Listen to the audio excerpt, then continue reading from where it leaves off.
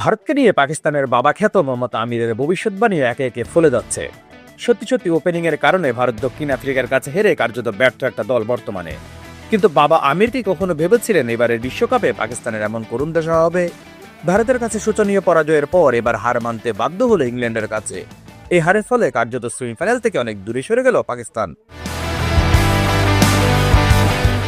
নিউজিল্যান্ডের বিরুদ্ধে প্রথম ম্যাচ বৃষ্টিতে ভেস্তে যাওয়ার পর সুপার 8-এর দ্বিতীয় ম্যাচে ইংল্যান্ডের কাছে হেরে গেল বাবর আজমরা।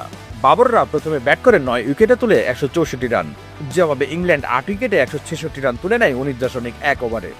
নিজের ব্যাটিং নৈপুণ্য দিয়ে দলকে সেমিফাইনাল তুলে দিলেন ইংল্যান্ড অধিনায়ক হ্যারি ব্রুক। 51 বলে 100 রান করে পাকিস্তানকে হারিয়ে বাবর আজমদের কান্নার কারণ হয়েছেন এই ইংলিশ ব্যাটার।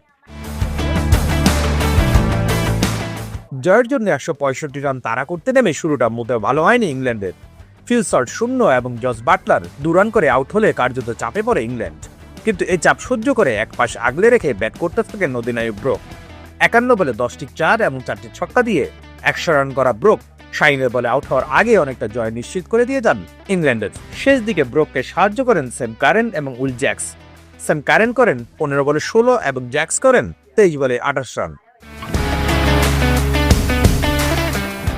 মূলত 2 উইকেটে ইংল্যান্ডের কাছে হেরে সেমিফাইনাল থেকে এখন অনেকটা দূরে পাকিস্তান। এমনিতেই এবারের বিশ্বকাপে বাংলাদেশ না থাকায় এই বিশ্বকাপটা অনেকখানি বিবর্ণ বাঙালির দৃষ্টিতে। এবার যদি ভারত পাকিস্তান বাদ পড়ে যায় তাহলে রঙিন বিশ্বকাপটা সাদা কালো হয়ে যাবে এশিয়ার মানুষের জন্য, এটা নিশ্চিত করে বলা যায়।